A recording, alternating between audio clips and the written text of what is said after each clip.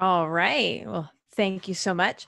I do want to warn y'all that I do have a auto transcriber that'll do captions at the bottom. It does not, it's based on what I'm saying. So when you read it, it will have weird transcription.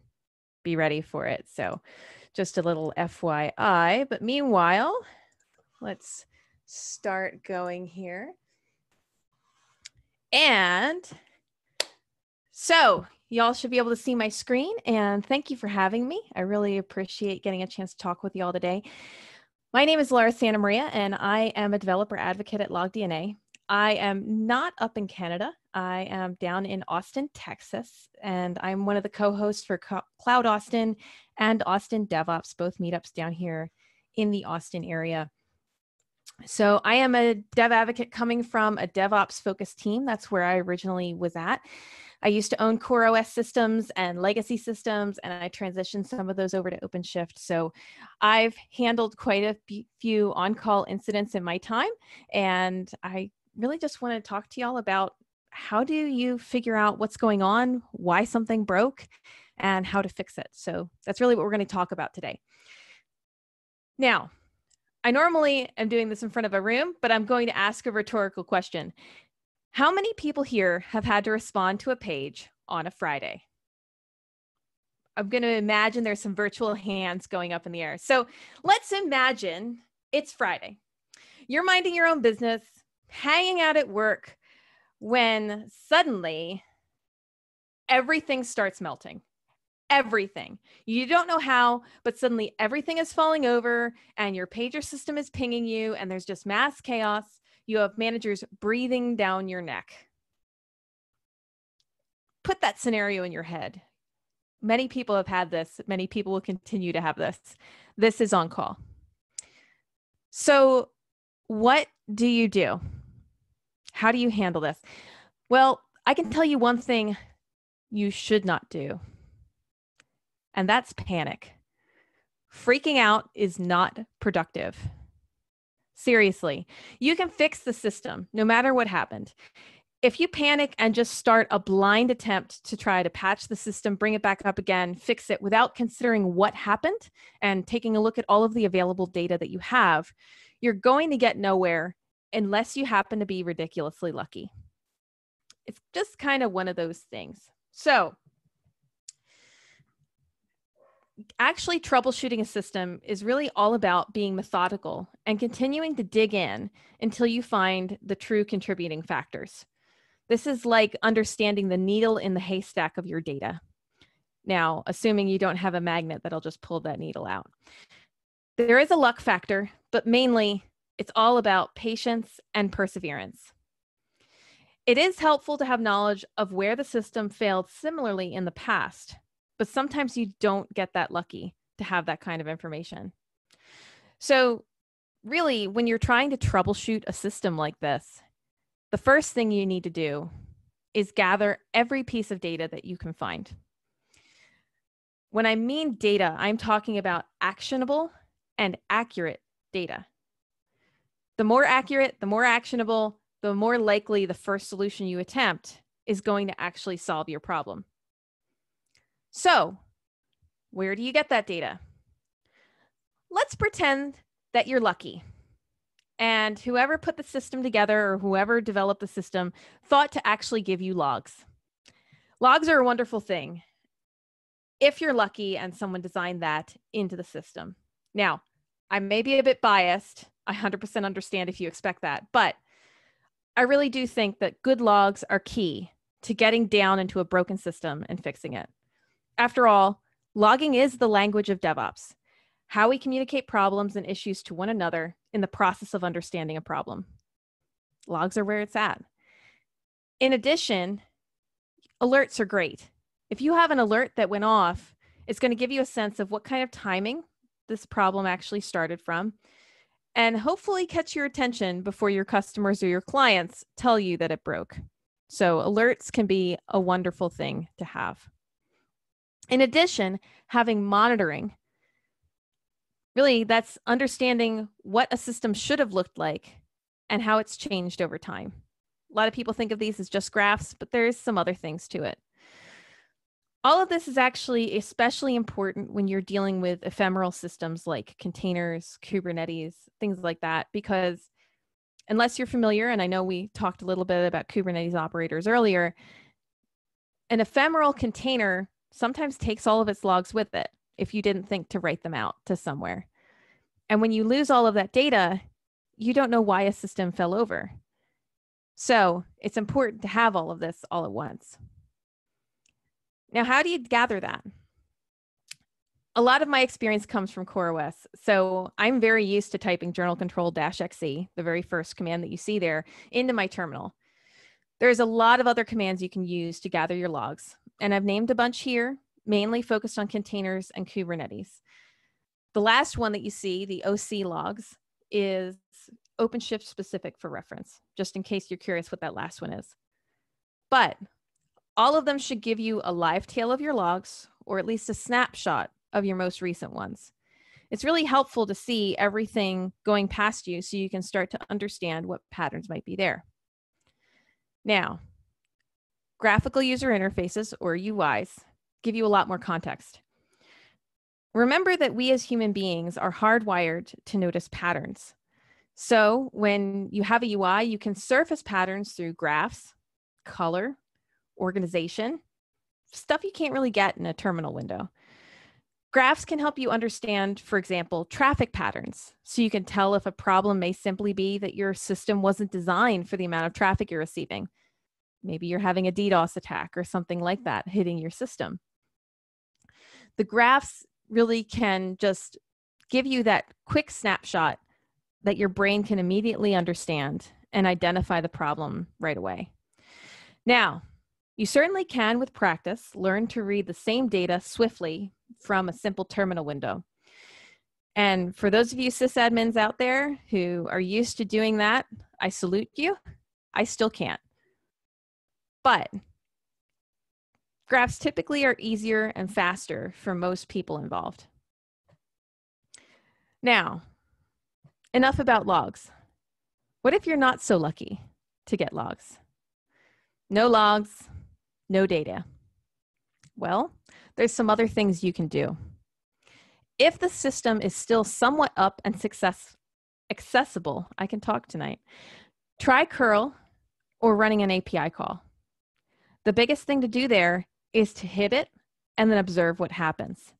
You're gathering data, so document what you see. Try to see if it's something that maybe you've seen elsewhere. If you're working with a container and the container is down, an image of the last container might be really helpful because you can actually get an interactive shell to go look at what's happened to that system. Once you have access to any system that might be up, start drilling down and test various subsystems to understand exactly where your problem point might be. In general, though, gathering data from a production environment that isn't designed to reveal the kind of data automatically that you need may take some brute force attempts, like SSHing into a box directly or bringing up a container with the interactive shell, as I mentioned. All of those might need to be in your toolbox to understand what might have actually happened. Let's say you don't have access, though. Maybe you don't have the permissions, or the system is just down and you can't figure out why. You can't access it at all. It's worthwhile to have a simple testing environment. This is a skeleton. This isn't everything that's part and parcel of what's going on. I understand sometimes staging is too much to hope for. This is why a testing environment locally can be really helpful. Such a testing environment, a skeleton, as I like to call it, might give you insight into what's going on because you can go in, poke at the system, try running commands, and you should actually have access to those logs because it's on your local system. Something like that shouldn't take too long to deploy so that you can actually get more data to get on to the next step. Once you've gathered all the data that you can, now you can sit down and analyze that data for patterns or potential issues. Your toolbox to evaluate what happened generally comes from the history of the system as far as you remember or have documented. Hopefully you do. Any analytics generated from that data, if you're lucky enough to already have those set up, and your ability to puzzle through a problem in a systematic way. Now, experienced engineers may seem to jump past this evaluation extremely quickly, almost as if they were skipping it. However, make sure you actually do it. They've done this step many times, and really, they all have that history at their fingertips in their brain. Most of the time, they already recognize the problem or the symptoms of the problem and can make a well-educated guess as to the cause. If the system or the problem is novel, though, they're all going to pause and look through their data before attempting a fix. Just remember, this is all about finding and identifying patterns. Analytics like graphs, just general consensus of what actually happened in your logs, those are ways to understand how to find those patterns and how to start saying, I know what the potential contributing factor is. Now, once you've gathered your data and analyzed your problem based on that data, you can finally do something about it. It's time to attempt to fix the problem. I know it's really tempting to right now jump in and get your hands dirty, but I'm going to tell you to wait. Don't act just yet. Before you actually try to fix your problem with a solution, back up the system at hand. Whatever you need to do to ensure that you can return to the same broken state that you started from, do it. You don't want to find out that your solution wiped out your database, for example, or reset all of your customers' configurations, or that you fat-fingered a command that wiped out everything. Yes, I have done all three. This is not something that you want to find out without a backup. I mean, let's be honest. How many people have had to fix a system at 3 a.m. after a really long day? Right? We're human. We get tired. We make mistakes. Ensure that all of your backups, automatic or manual, are working and did actually back up the system before you move forward. Now, once you've done that, you can finally act on your solution. Try running your commands to patch the system and observe the results. Gathering all of this data is just as important as gathering the data in the beginning. You'll understand how strong your solution is, and you'll also start to understand if there's some other problem, another underlying contributing factor might arise. So try it. See what happens. But remember, as a next step, you're going to fail.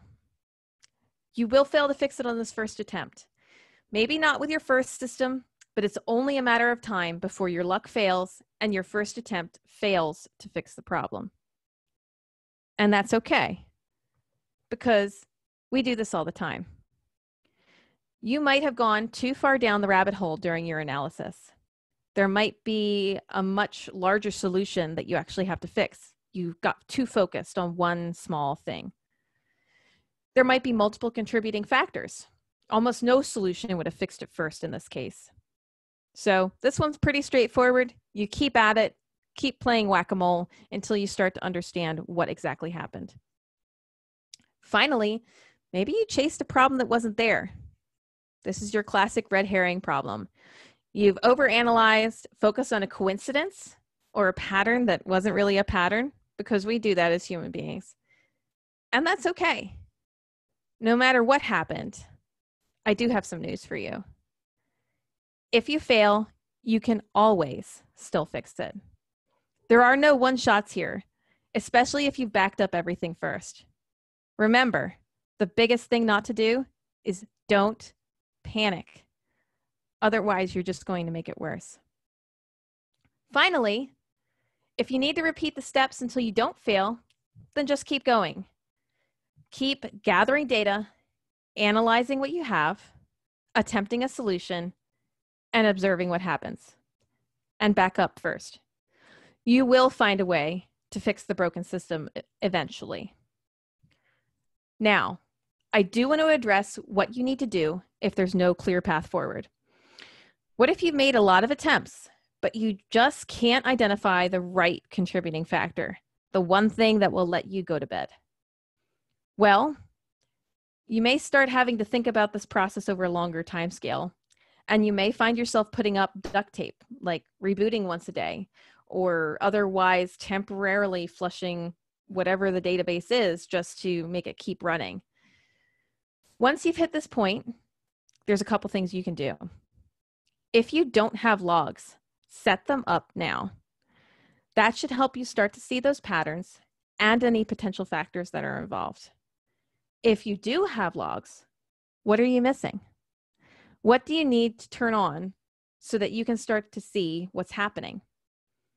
Once you have identified those elements, start gathering that data, whether that is turning on debug or trace level logs, adding processes for logging or calls for logging to existing code bases.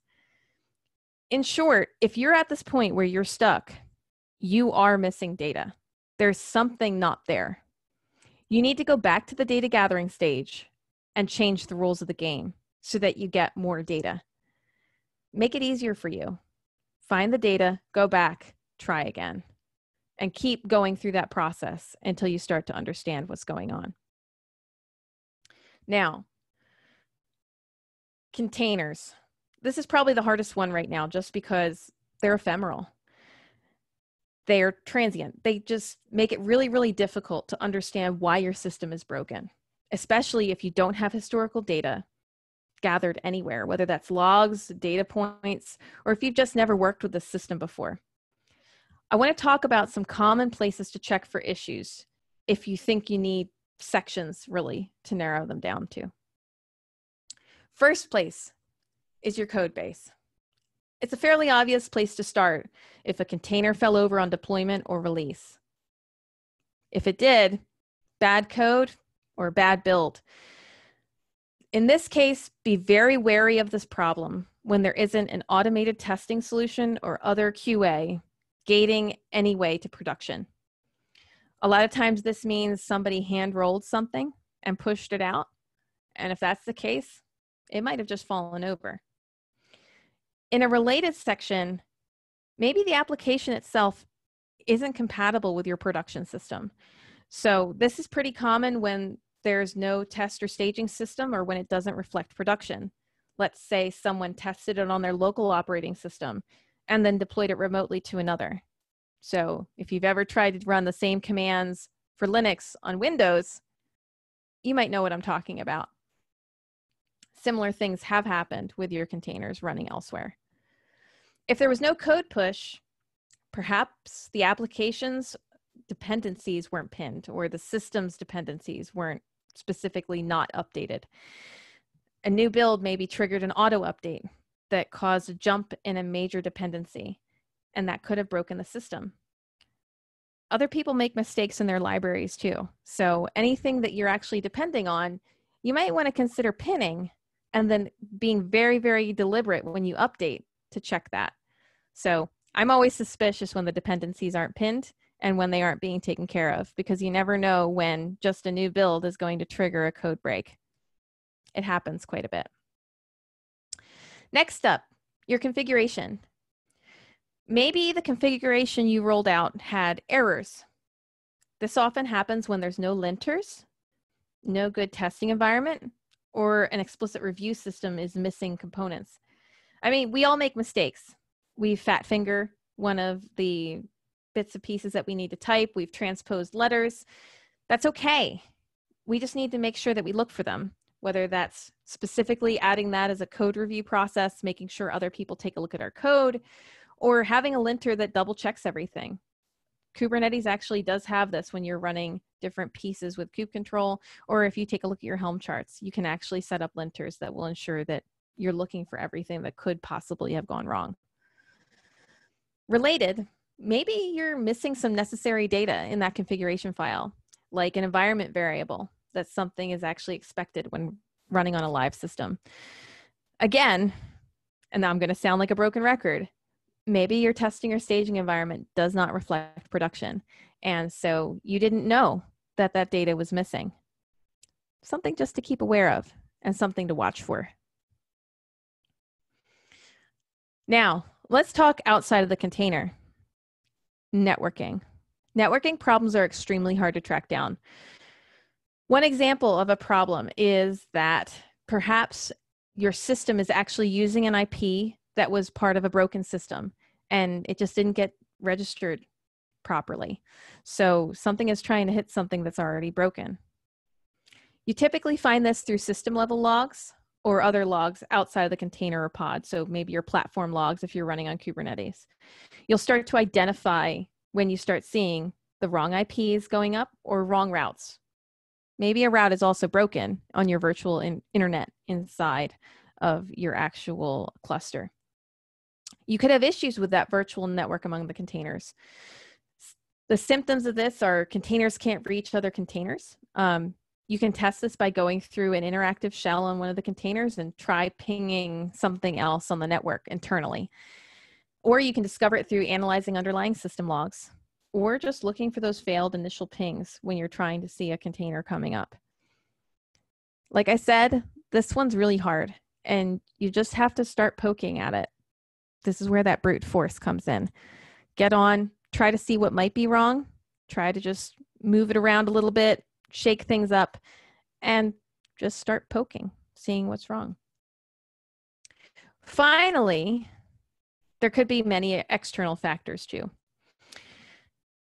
There could be problems with the actual physical network to the box. Yes, this does happen. Typically, you can immediately detect this because you can't reach anything as it is, right? Another one that's actually commonly overlooked is operating system updates. Little story for you. When I was running CoreOS systems, I had a program running that was hitting an undocumented API on CoreOS. One of those things that you really shouldn't do because there's a reason undocumented APIs aren't supposed to be used. When CoreOS updated itself, because CoreOS does that, or it did when it was still around, my entire system fell over and I couldn't figure out why. It was actually a networking problem that came out because the operating system updated underneath the pods and everything just blew apart.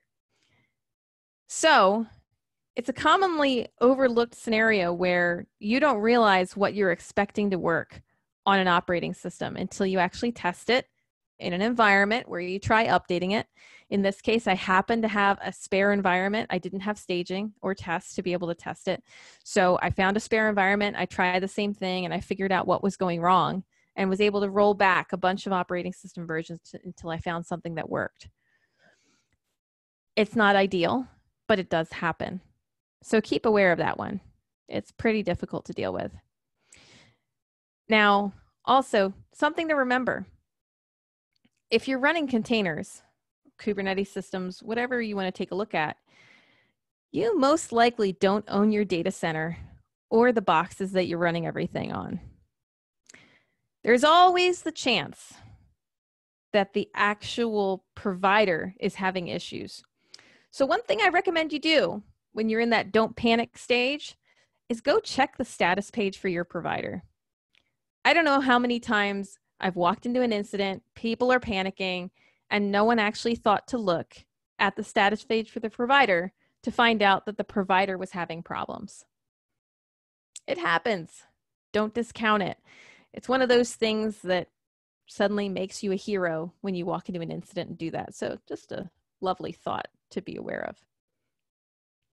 All of that being said, I hope this helps you understand ways to go through and take a look at your containers or just take a look at troubleshooting and identify the process of moving through. So hopefully at this point, you've made it. You've gotten your system back up and running. Congratulations. The next time everything goes sideways, remember, don't panic. Gather your data, however you might need to do that, and hopefully get lucky that you have your logs. Analyze that data. Back up the system, then attempt your solution.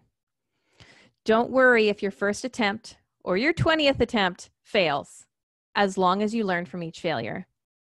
And always check the status page of your service provider before you go down that rabbit hole. Thank you so much. Any questions?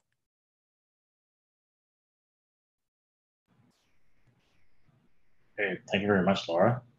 Mm-hmm. Yeah, are there any questions from the audience? I didn't get a chance to go watch Zoom or watch Slack. I am on Zoom. Yeah, just reliving some memories of. I'm sorry. I probably should have put like a trigger warning on this. Yeah, accidentally deleting stuff, or yeah, definitely not fun. Or realizing it's an external OS dependency. Yeah, that one's always a lovely experience when you didn't know what exactly somebody put into that system. That specific incident with the OS update took an entire weekend to figure out, just because it wasn't documented anywhere that we actually used it. So it was bad. I still remember that. I think I missed the bus. I was trying. So I used to work at a company, and I had to take a bus down to headquarters once a week, and I was down at headquarters. So that must have been a Thursday, and everything went sideways, and I missed the shuttle back home, and that was like an hour and a half car ride. So it was definitely an experience. How do you get the software to transcribe this? I know it's not about your talk, but Oh yeah, no, sure, that's fine. So this is actually a built-in thing now with PowerPoint. oh, Believe it or not. Google Slides also has it. I haven't really been using it just because I'm so used to using PowerPoint that I'm technologically old school, I guess, in that sense. I'm not using beautiful AI or any of these wonderful fancy things yet. There's actually a few other transcription systems that do the live transcription, but PowerPoint does really nicely. So yeah, everybody's, for those of you who are just watching the video, everybody's responding on chat like, what? Mind blown. Yeah, no, seriously. So it's really nice if you haven't noticed. Hopefully it hasn't done any curse words. I still remember way back when I tried a system like this, and it added some curse words in there as an assumption. Hopefully that doesn't happen. That's kind of when you start getting angry tickets from your customers. But yeah, it works pretty well. I'm watching it. It's kind of creepy.